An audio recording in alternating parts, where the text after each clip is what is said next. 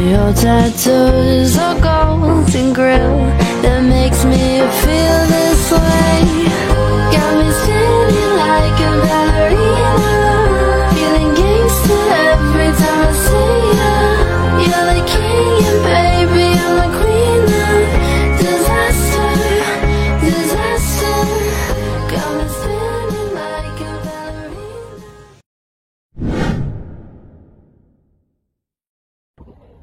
Pendekatan neo-Marxis. Para Marxis ini yang sering dinamakan neo-Marxis untuk membedakan mereka dari orang Marxis klasik yang lebih dekat dengan komunisme, bukan merupakan kelompok yang ketat organisasinya atau memiliki pokok pemikiran yang sama. Lebih tepatnya apabila mereka digambarkan sebagai kelompok-kelompok kecil yang terdiri dari cendekiawan yang mendapat inspirasi dari tulisan-tulisan Marx, terutama dikarang dalam masa mudanya. Kebanyakan kalangan neo-Marxis adalah cendekiawan yang berasal dari kalangan borjuis, dan seperti cendekiawan di mana-mana enggan menggabungkan diri dalam organisasi besar seperti partai politik atau terjun aktif dalam kegiatan politik praktis. Hanya ada satu atau dua kelompok yang militan, antara lain adalah golongan kiri baru. Para neo-Marxis ini di satu pihak menolak komunisme dari Uni Soviet karena sifatnya yang represif.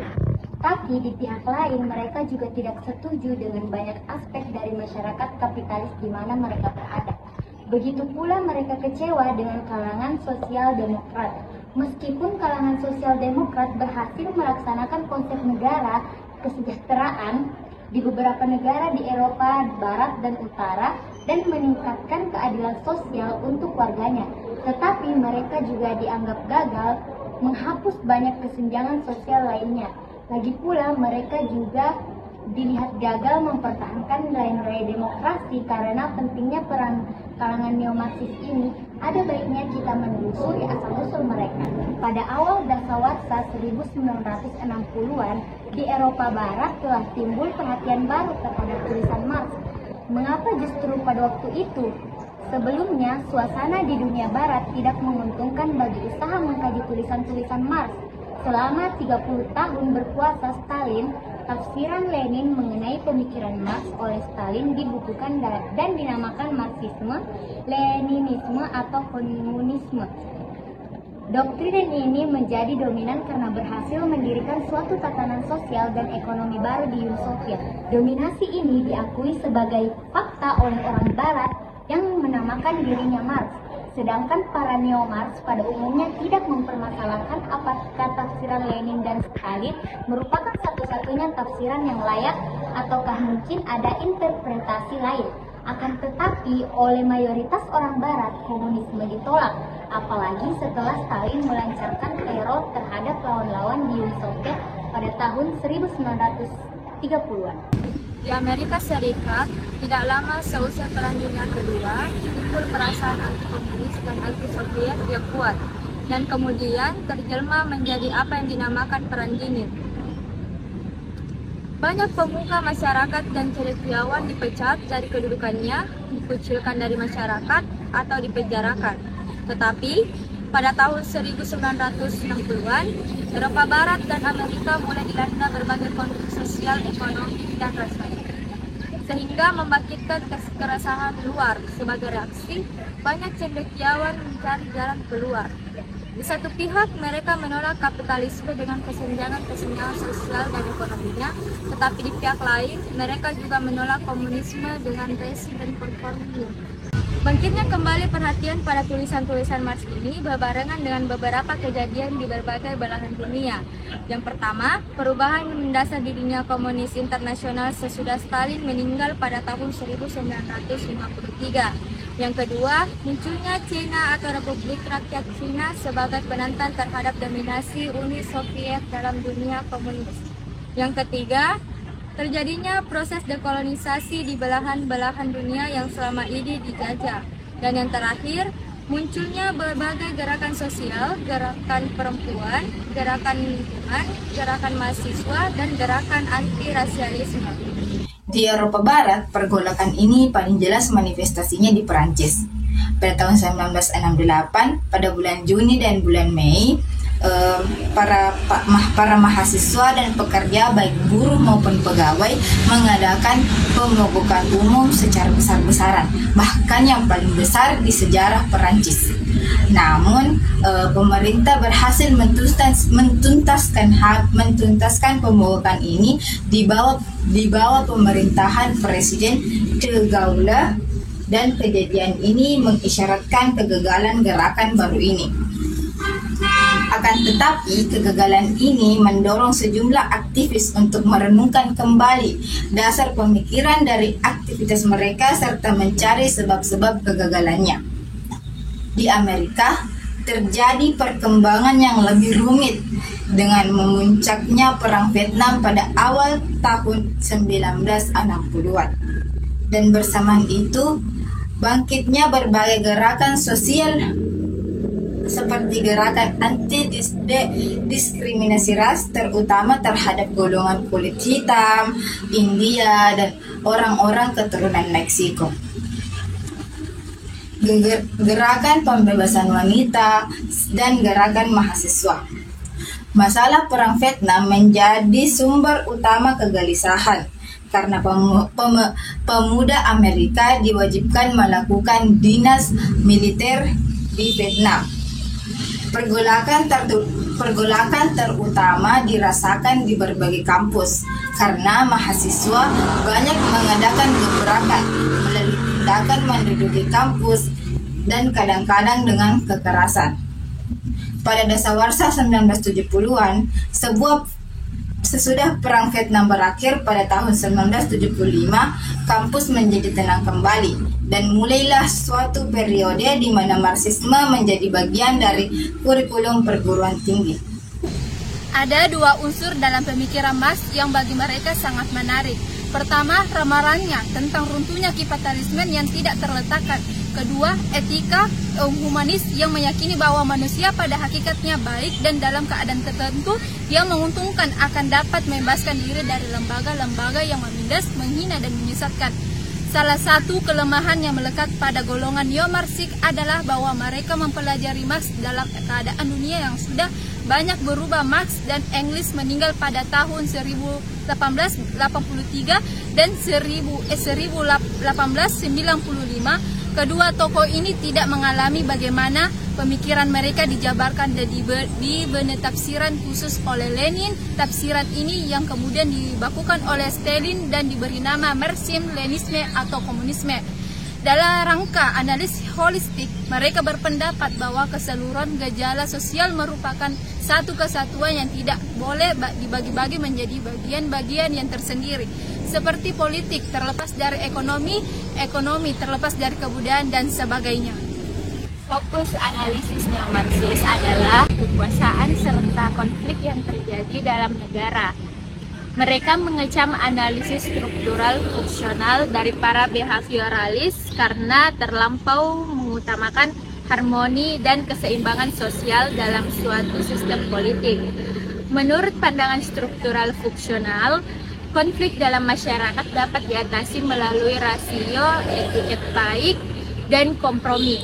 Dan saat ini sangat berbeda dengan titik tolak pemikiran neo-Marxis.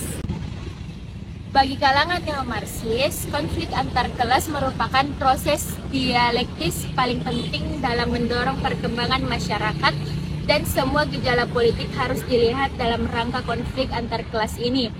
Hal ini tidak berarti bahwa kalangan neo-Marxis ini mengabaikan konflik-konflik lain dalam masyarakat, seperti konflik etnis, agama, maupun rasial.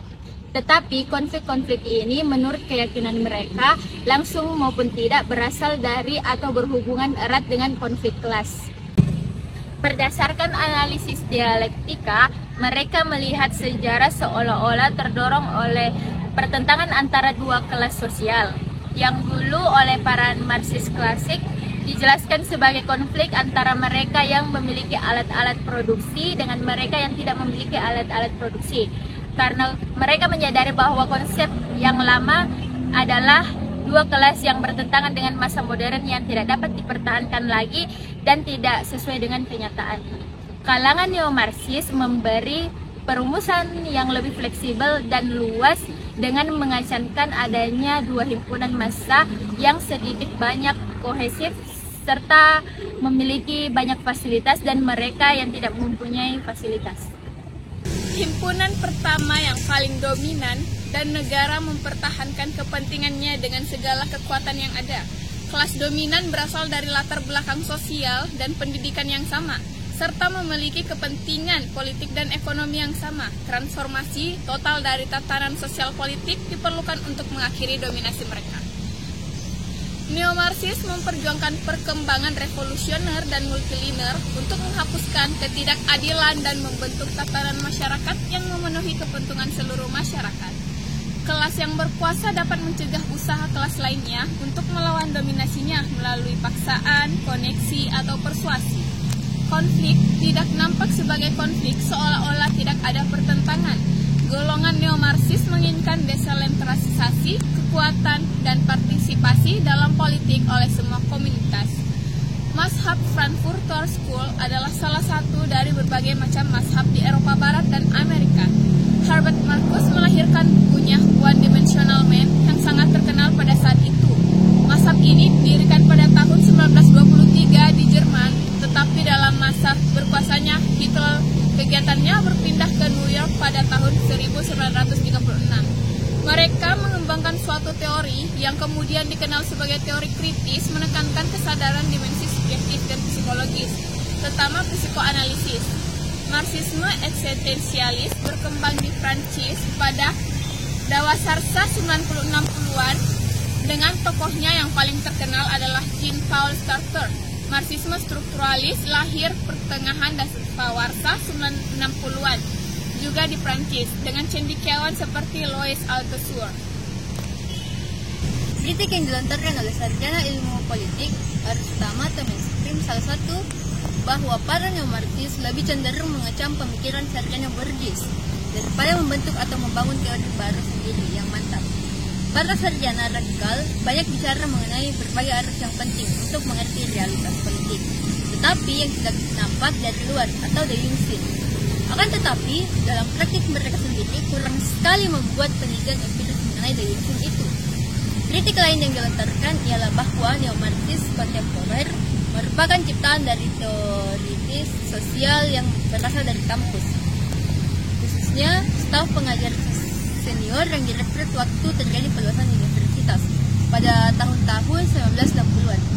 Karena itu tidak dapat disangkal bahwa Marxisme ini mempunyai cap sosiologi Bourdieu, terutama bagian yang ada berhubungan dengan tulisan Max Weber. Pada tahun 1970-an, pemikiran kelompok neo-Marxis juga dicantumkan dalam kurikulum jurusan-jurusan ilmu politik di Amerika Serikat dan Eropa Barat. Sekalipun tidak terintegrasi dalam pola pemikiran yang berlaku umum atau ilmu politik arus utama atau mainstream political science, sekurang-kurangnya pemikiran neo-Marxis ini menimbulkan kepekaan terhadap hal yang berada di bawah permukaan, hal-hal yang tidak mudah diamati, dan pada awal dasawarsa 1990-an situasi politik telah banyak berubah. Komunisme di negara-negara Eropa Timur terbukti gagal untuk menjemalkan surga di dunia yang telah lama dijanjikannya. Jatuhnya pamor komunisme dengan sendirinya mempunyai dampak negatif pada pemikiran Marx, baik yang bersifat klasik maupun yang bersifat neo-Marxis. Semua argumentasi yang tadinya dianggap sebagai suatu alternatif yang cukup tangguh mulai disangsikan validitasnya. Yang terakhir adalah teori ketergantungan atau dependensi teori. Kalangan ini berada pada rangka-rangka teori-teori sebelah kiri yang mana disebut dengan teori ketergantungan, di mana teori ini mengkhususkan penelitiannya pada hubungan antara dunia pertama dengan dunia ketiga. Kelompok ini terkenal pada tahun 1970-an hingga 1980-an. Namun sebenarnya pada tahun 1960-an sudah dirintis oleh Paul Baran dan kemudian disusul oleh Andre Gander Frank. Bertolak dari konsep Lenin mengenai imperialisme, menurut kelompok ini imperialisme masih hidup namun dalam bentuk lain, yaitu dominasi ekonomi oleh negara-negara kaya terhadap negara-negara yang kurang maju atau underdeveloped. Maksud dari dominasi negara-negara kaya terhadap negara-negara yang masih kurang maju yaitu adalah Negara-negara yang kaya memang melepas tanah jajahannya, namun masih mengendalikan atau mengontrol ekonomi negara tersebut. Negara-negara kurang maju atau dunia ketiga hampir selalu berkaitan erat dengan kepentingan pihak barat. Yang pertama, negara bekas jajahan selalu menyediakan sumber daya manusia dan sumber daya alam. Investasi negara-negara maju selalu diuntungkan karena negara kurang maju menyediakan upah kecil dan gaji yang rendah bagi tenaga kerjanya serta bahan baku yang murah. Kedua, negara kurang maju dapat menjadi pasar bagi hasil produksi negara maju, sedangkan bagi hasil ekspor ditentukan oleh negara maju. Eksploitasi ini menyebabkan negara kurang maju mengalami kemiskinan secara terus-menerus karena pengaruh strategi politik ekonomi dari negara maju. Hal ini mencerminkan ketergantungan itu.